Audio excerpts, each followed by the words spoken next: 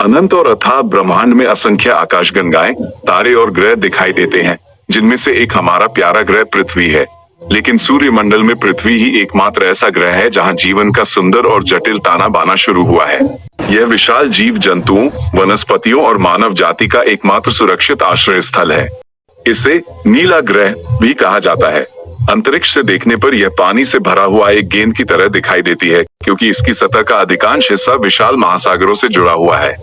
पृथ्वी का इतिहास अरबों वर्षों की भौतिक, रासायनिक और जैविक क्रियाओं का एक अद्भुत गाथा है।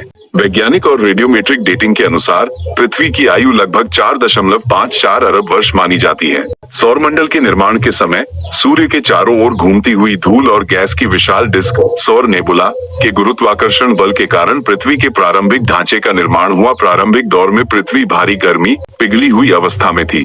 तब इसका तापमान लगभग 1200 सेल्सियस था, जो एक गर्म लावा के गोले के समान था। इस पर लगातार उल्कापिंडों की बौछार होती थी और भयंकर विस्फोट होते थे।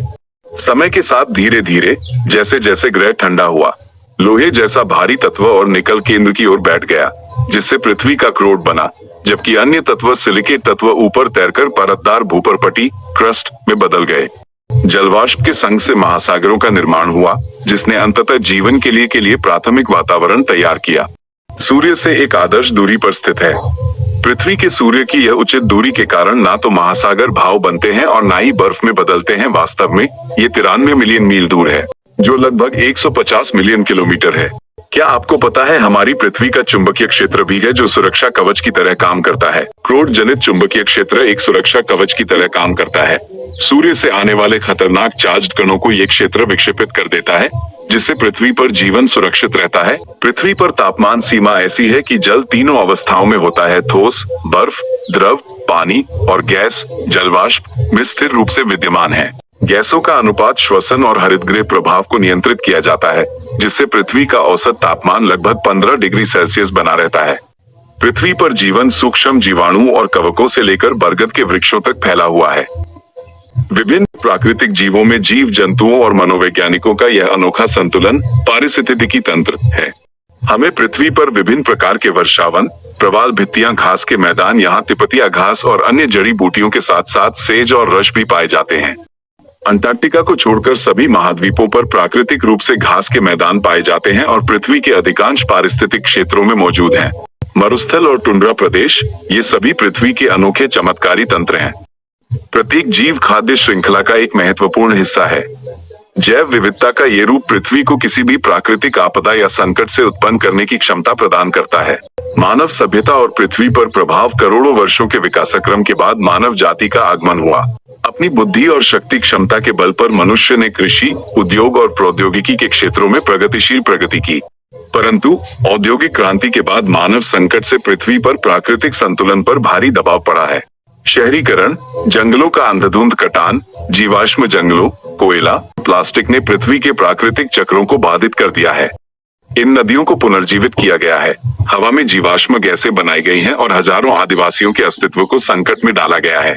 पृथ्वी हमारी माता के समान है, जो बिना किसी स्वार्थ के हमें भोजन, जल, हवा और रहने का स्थान प्रदान करती है। हम ब्रह्मांडों में अन्य ग्रहों या उपग्रहों की खोज कर सकते हैं, लेकिन निकट भविष्य में मानव जीवन के फलने फूलने के लिए पृथ्वी का कोई दूसरा विकल्प नहीं है। यदि हमने समय रहते अपनी नैतिकता और दृष्टिकोण में सुधार नहीं किया, तो हम न केवल पृथ्वी के प्रवचन तंत्र को नष्ट कर देंगे, बल्कि अपने स्वयं के दृष्टिकोण पर भी प्रश्न चिन्ह लगा देंगे। पृथ्वी की रक्षा के लिए केवल एक विचार या अभियान नहीं, बल्कि मानव जाति की पहचान की अनिवार्य शर्त है।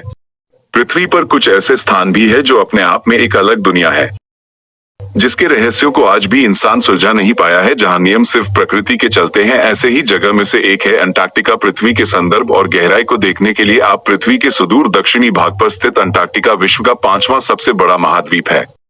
श्वेत महाद्वीप के नाम से भी जाना जाता है, क्योंकि इसका लगभग 98% हिस्सा में बर्फ की मोटी परतों से ढका रहता है। लगभग 1.4 करोड़ वर्ग किलोमीटर में फैला यह महाद्वीप निर्जन, शांत और विशालकाय है। ये पृथ्वी का एकमात्र ऐसा महाद्वीप है जहां कोई प्रतिष्ठित मानव आबादी नहीं है। अंटार्कटिका पृथ्वी का सबसे ठंडा, सबसे सूखा और सबसे तेज ज्वालामुखी वाला महाद्वीप है। भारी ठंड, यहाँ का औसत तापमान हमेशा 0 से नीचे रहता है। अंटार्कटिका में पृथ्वी का अब तक का सबसे कम तापमान -89.2 डिग्री सेल्सियस दर्ज किया गया है। बर्फ का विशाल भंडारा, दुनिया का लगभग 90% बर्फ और लगभग 70% मीठा जल अंटार्कटिका के बर्फ की चट्टान में जमा है। कम वर्षा होने का कारण वैज्ञानिक इसे दुनिया का सबसे बड़ा ठंडा रेगिस्तान मानते हैं। जैव विविधता और विविधता, कठोर और घने मौसम के बावजूद अंटार्कटिका का महासागरीय जलीय तंत्र जीवन से समृद्ध है। दोस्तों, अब हम बताएंगे आपको अंटार्कटिका में रहने वाले जीवों के बारे में। समुद्री जीवन यहाँ मांसाहारी समुद्री स्तनधारी प्राणियों का एक विविध क्लेड है। व्हेल पृथ्वी पर सबसे बड़े जानवर हैं और वे सभी महासागरों में पाए जाते हैं। इन विशाल स्तनधारियों में 600 पाउंड की बोनी स्पर्म वेल से लेकर 200 टन से अधिक वजन वाली और 100 फीट तक लंबी विशालकाय नीली वेल शामिल हैं, जो लगभग एक पेशेवर बास्केटबॉल कोर्ट जितनी लंबी होती हैं। वनस्पति यहाँ केवल कई और लाइकन ही हैं। कई और लाइकन के अलावा यहाँ और कोई अन्य पेड़ पौधे नहीं उगते हैं। वैज्ञानिक अनुसंधान केंद्र अंटार्कटिका को विज्ञान को समर्पित महाद्वीप कहा जाता है। दुनिया भर के देशों में यहाँ अनुसंधान केंद्र स्थापित करके जलवायु परिवर्तन, खगोल विज्ञान और मौसम का अध्ययन किया जाता है। 1959 की अंटार्कटिक संधि के तहत यहाँ किसी भी प्रकार की सैन्य गतिविधि या खनन पर पूर्ण प्रतिबंध है। भारत के भी यहाँ 3 प्रसिद्ध अनुसंधान केंद्र हैं, दक्षिण गंगोत्री, मैत्री और भारती। लेकिन अंटार्कटिका संकट की ओर बढ़ रहा है। वैश्विक जलवायु और जलवायु परिवर्तन के कारण अंटार्कटिका में बर्फ तेजी से बढ़ रही है। विशाल हिमखंड के टुकड़े कर समुद्र में गिर रहे हैं। अंटार्कटिका के संरक्षण के बिना पूरी पृथ्वी का प्राकृतिक संतुलन खतरे में पड़ सकता है। दोस्तों, दूसरे स्थान पर हमने जिस रहस्यमय स्थान को इस वीडियो में रखा है, वह दक्षिण अमेरिका महाद्वीप में सबसे बड़ा जादुई वर्षावन है। हमारी पृथ्वी का विशाल, सबसे जटिल और सबसे महत्वपूर्ण उष्णकटिबंधीय वर्षावन है। ये केवल वन्य जीवों और नदियों का समूह नहीं है, बल्कि यह पृथ्वी की प्राकृतिक संरचना और जलवायु नियंत्रण का सबसे बड़ा स्तंभ है। अपनी अनोखी विलक्षणता और मौलिक जैव विविधता के कारण इसे पृथ्वी के फेफड़े कहा जाता है। अंतरिक्ष से देखने पर मेगा वैली एक विशाल हरे काल की तरह दिखाई देती है। लाखों वर्षों से विकसित हुआ यह अलौकिक तंत्र न केवल दर्जनों ज्वालामुखी और वनस्पतियों का आश्रय स्थल है, बल्कि यह वैश्विक कार्बन चक्र और जल चक्र को आरंभ करने में अंतिम भूमिका। अमेज़न के जंगल में ऐसे कई जीव पाए गए जो दुनिया में कहीं नहीं पाए गए। इनमें से कुछ अति सुंदर हैं तो कुछ बहुत ही जहरीले और खतरनाक होते हैं। ग्रीन एनाकोंडा, इस खतरनाक सांप को अपने कई बार फिल्मों में देखा होगा। ये दुनिया का सबसे भारी और शक्तिशाली सांप है जो पानी में शिकार करने में माहिर होता है। दुनिया का सबसे भारी और सबसे बड़ा सांप है। यह मुख्य रूप से दक्षिण अमेरिका के अमेज़न और ओरिनोको नदी घाटियों के घने जंगलों, दलदलों और धीमी गति से बहने वाली नदियों में पाया जाता है। मादा एनाकोंडा नर से काफी बड़ी होती हैं। इनकी लंबाई 30 फीट 9 मीटर तक और वजन 250 किलोग्राम से अधिक हो सकता है। बिना जहर का शिकारी, ये सांप जहरीला नहीं होता है। ये कंस्ट्रिक्टर प्रजाति का है, यानी यह अपने शिकार के चारों ओर अपने शक्तिशाली शरीर को लपेटकर और कसकर उसकी सांस रोक देता है। जगुआर, अमेरिका महाद्वीप का सबसे बड़ा शिकारी बिल्ली प्रजाति का जीव जो पानी में तैरकर भी शिकार कर सकता है। बाघों और शेरों के बाद विश्व में तीसरी सबसे बड़ी प्रजाति। ये देखने में अफ्रीका और एशिया में पाए जाने वाले तेंदुओं से काफी मिलते जुलते हैं, लेकिन जगुआर के धब्बे अधिक जटिल होते हैं और अक्सर उनके केंद्र में एक बिंदु होता है। पॉइजन डार्ट फ्रॉग मेक मध्य और दक्षिण अमेरिका के उष्णकटिबंधीय वर्षा वनों में पाए जाने वाले बेहद रंग बिरंगे और दुनिया के सबसे जहरीले जीवों में गिने जाते हैं। इनकी त्वचा से निकलने वाला जहर इतना खतरनाक होता है कि यह शिकारियों की तंत्रिका तंत्र को फेल कर सकता है। इनके शरीर का चमकीला रंग पीला, नीला, लाल, हरा दुश्मनों को चेतावनी देता है कि वे जहरीले हैं। ये मेढक खुद जहर पैदा नहीं करते। चींटियों, दीमक और मक्खियों जैसे कीटों को खाने से इनके शरीर में जहर इकट्ठा होता है। पिरान्हा मछली दक्षिण अमेरिका की ताजे पानी की नदियों और झीलों में पाई जाने वाली एक प्रसिद्ध और खतरनाक मछली है। यह अपने नुकीले ब्लेड जैसे दांतों और तेज शिकार करने की आदत के लिए जानी जाती है। फिल्मों की वजह से इन्हें इंसानों की जान लेने वाले खूंखार शिकारी के रूप में दिखाया गया है, लेकिन असल में ये शर्मीली स्वभाव की होती हैं और इंसानों पर बहुत कम हमला करती हैं। अमेज़न वर्षावन में एकमात्र खनिजों का घर नहीं है, बल्कि यह मानव इतिहास और स्वदेशी प्रजातियों की भी खदान है। यहाँ बड़ी संख्या में आदिवासी कबीले पाए जाते हैं।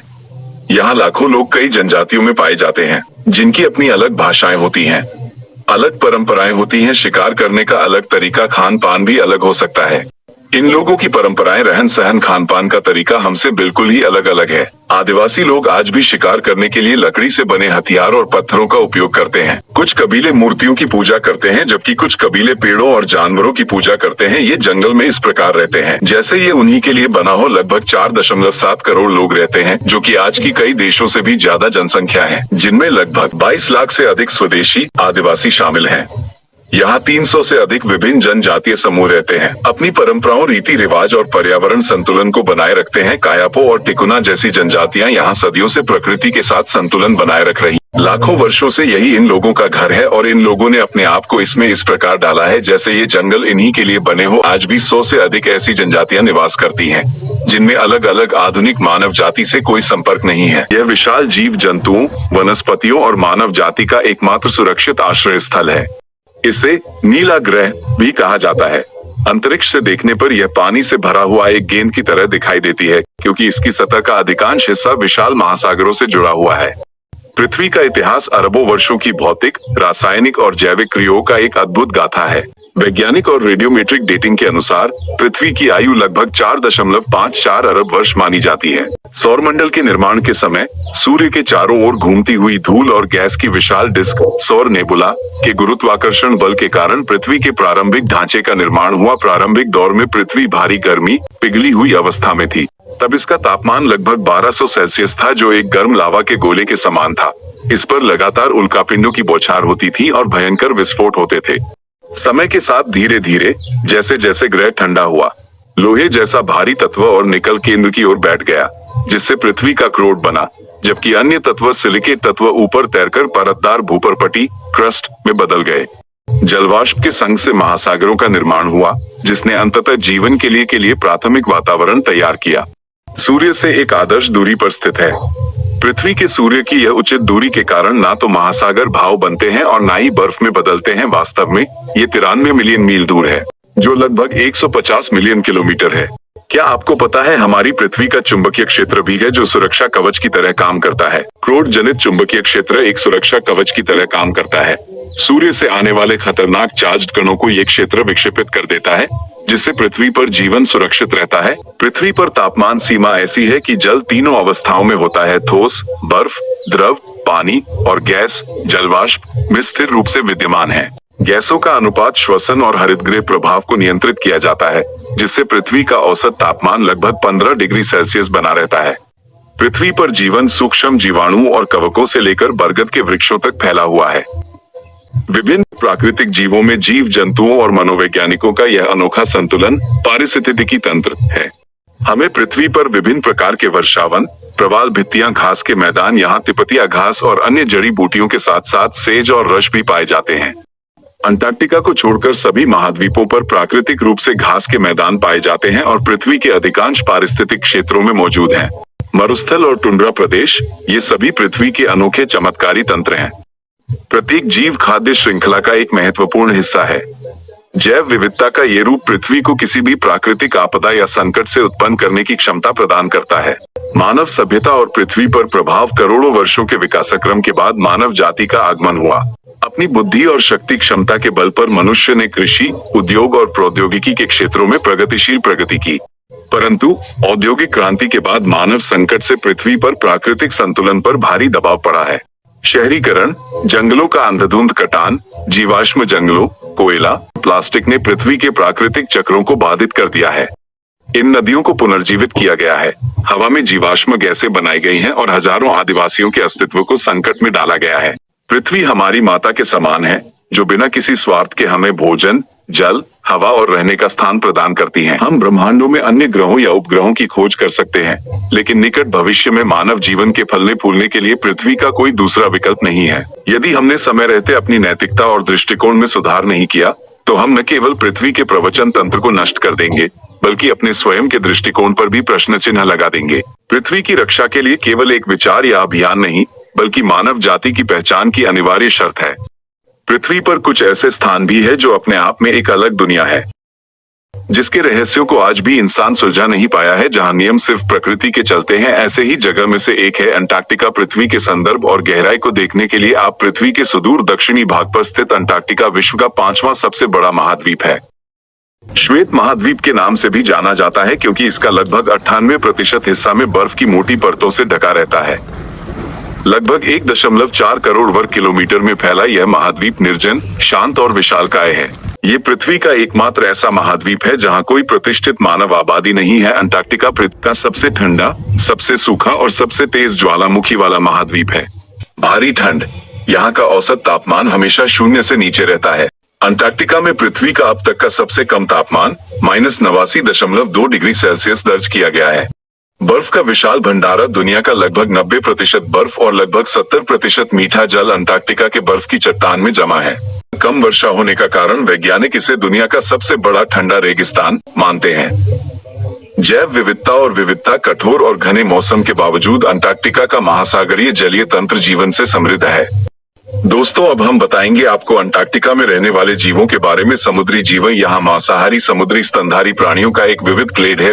व्हेल पृथ्वी पर सबसे बड़े जानवर हैं और वे सभी महासागरों में पाए जाते हैं। इन विशाल स्तनधारियों में 600 पाउंड की बोनी स्पर्म व्हेल से लेकर 200 टन से अधिक वजन वाली और 100 फीट तक लंबी विशालकाय नीली व्हेल शामिल हैं, जो लगभग एक पेशेवर बास्केटबॉल कोर्ट जितनी लंबी होती हैं। वनस्पति यहाँ केवल कई और लाइकन ही हैं। कई और लाइकन के अलावा यहाँ और कोई अन्य पेड़ पौधे नहीं उगते हैं।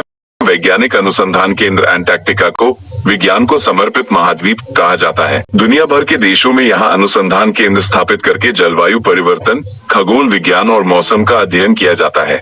1959 की अंटार्कटिक संधि के तहत यहाँ किसी भी प्रकार की सैन्य गतिविधि या खनन पर पूर्ण प्रतिबंध है। भारत के भी यहाँ 3 प्रसिद्ध अनुसंधान केंद्र हैं, दक्षिण गंगोत्री, मैत्री और भारती। लेकिन अंटार्कटिका संकट की ओर बढ़ रहा है। वैश्विक जलवायु और जलवायु परिवर्तन के कारण अंटार्कटिका में बर्फ तेजी से बढ़ रही है। विशाल हिमखंड के टुकड़े कर समुद्र में गिर रहे हैं। अंटार्कटिका के संरक्षण के बिना पूरी पृथ्वी का प्राकृतिक संतुलन खतरे में पड़ सकता है। दोस्तों, दूसरे स्थान पर हमने जिस रहस्यमय स्थान को इस वीडियो में रखा है वो दक्षिण अमेरिका महाद्वीप में सबसे बड़ा जादुई वर्षावन है। हमारी पृथ्वी का विशाल, सबसे जटिल और सबसे महत्वपूर्ण उष्णकटिबंधीय वर्षावन है। ये केवल वन्य जीवों और नदियों का समूह नहीं है, बल्कि यह पृथ्वी की प्राकृतिक संरचना और जलवायु नियंत्रण का सबसे बड़ा स्तंभ है। अपनी अनोखी विलक्षणता और मौलिक जैव विविधता के कारण इसे पृथ्वी के फेफड़े कहा जाता है। अंतरिक्ष से देखने पर मेगा वैली एक विशाल हरे काल की तरह दिखाई देती है। लाखों वर्षों से विकसित हुआ यह अलौकिक तंत्र न केवल दर्जनों ज्वालामुखी और वनस्पतियों का आश्रय स्थल है, बल्कि यह वैश्विक कार्बन चक्र और जल चक्र को आरंभ करने में अंतिम भूमिका। अमेज़न के जंगल में ऐसे कई जीव पाए गए जो दुनिया में कहीं नहीं पाए गए। इनमें से कुछ अति सुंदर हैं तो कुछ बहुत ही जहरीले और खतरनाक होते हैं। ग्रीन एनाकोंडा, इस खतरनाक सांप को अपने कई बार फिल्मों में देखा होगा। ये दुनिया का सबसे भारी और शक्तिशाली सांप है जो पानी में शिकार करने में माहिर होता है। दुनिया का सबसे भारी और सबसे बड़ा सांप है। यह मुख्य रूप से दक्षिण अमेरिका के अमेज़न और ओरिनोको नदी घाटियों के घने जंगलों, दलदलों और धीमी गति से बहने वाली नदियों में पाया जाता है। मादा एनाकोंडा नर से काफी बड़ी होती हैं। इनकी लंबाई 30 फीट 9 मीटर तक और वजन 250 किलोग्राम से अधिक हो सकता है। बिना जहर का शिकारी, ये सांप जहरीला नहीं होता है। ये कंस्ट्रिक्टर प्रजाति का है, यानी यह अपने शिकार के चारों ओर अपने शक्तिशाली शरीर को लपेटकर और कसकर उसकी सांस रोक देता है। जगुआर, अमेरिका महाद्वीप का सबसे बड़ा शिकारी बिल्ली प्रजाति का जीव जो पानी में तैरकर भी शिकार कर सकता है। बाघों और शेरों के बाद विश्व में तीसरी सबसे बड़ी प्रजाति। ये देखने में अफ्रीका और एशिया में पाए जाने वाले तेंदुओं से काफी मिलते जुलते हैं, लेकिन जगुआर के धब्बे अधिक जटिल होते हैं और अक्सर उनके केंद्र में एक बिंदु होता है। पॉइजन डार्ट फ्रॉग मेक मध्य और दक्षिण अमेरिका के उष्णकटिबंधीय वर्षा वनों में पाए जाने वाले बेहद रंग बिरंगे और दुनिया के सबसे जहरीले जीवों में गिने जाते हैं। इनकी त्वचा से निकलने वाला जहर इतना खतरनाक होता है कि यह शिकारियों की तंत्रिका तंत्र को फेल कर सकता है। इनके शरीर का चमकीला रंग पीला, नीला, लाल, हरा दुश्मनों को चेतावनी देता है कि वे जहरीले हैं। ये मेढक खुद जहर पैदा नहीं करते। चींटियों, दीमक और मक्खियों जैसे कीटों को खाने से इनके शरीर में जहर इकट्ठा होता है। पिरान्हा मछली दक्षिण अमेरिका की ताजे पानी की नदियों और झीलों में पाई जाने वाली एक प्रसिद्ध और खतरनाक मछली है। यह अपने नुकीले ब्लेड जैसे दांतों और तेज शिकार करने की आदत के लिए जानी जाती है। फिल्मों की वजह से इन्हें इंसानों की जान लेने वाले खूंखार शिकारी के रूप में दिखाया गया है, लेकिन असल में ये शर्मीली स्वभाव की होती हैं और इंसानों पर बहुत कम हमला करती हैं। अमेज़न वर्षावन में एकमात्र खनिजों का घर नहीं है, बल्कि यह मानव इतिहास और स्वदेशी प्रजातियों की भी खदान है। यहाँ बड़ी संख्या में आदिवासी कबीले पाए जाते हैं। यहाँ लाखों लोग कई जनजातियों में पाए जाते हैं, जिनकी अपनी अलग भाषाएं होती हैं, अलग परंपराएं होती हैं। शिकार करने का अलग तरीका, खान पान भी अलग हो सकता है। इन लोगों की परंपराएं, रहन सहन, खान पान का तरीका हमसे बिल्कुल ही अलग अलग है। आदिवासी लोग आज भी शिकार करने के लिए लकड़ी से बने हथियार और पत्थरों का उपयोग करते हैं। कुछ कबीले मूर्तियों की पूजा करते हैं, जबकि कुछ कबीले पेड़ों और जानवरों की पूजा करते हैं। ये जंगल में इस प्रकार रहते हैं जैसे ये उन्हीं के लिए बना हो। लगभग 4.7 करोड़ लोग रहते हैं, जो कि आज की कई देशों से भी ज्यादा जनसंख्या है, जिनमें लगभग 22 लाख से अधिक स्वदेशी आदिवासी शामिल हैं। यहाँ 300 से अधिक विभिन्न जनजातीय समूह रहते हैं, अपनी परंपराओं, रीति रिवाज और पर्यावरण संतुलन को बनाए रखते हैं। कायापो और टिकुना जैसी जनजातियां यहाँ सदियों से प्रकृति के साथ संतुलन बनाए रख रही। लाखों वर्षों से यही इन लोगों का घर है और इन लोगों ने अपने आप को इसमें इस प्रकार डाला है जैसे ये जंगल इन्हीं के लिए बने हो। आज भी 100 से अधिक ऐसी जनजातियां निवास करती हैं, जिनमें अलग अलग आधुनिक मानव जाति से कोई संपर्क नहीं है।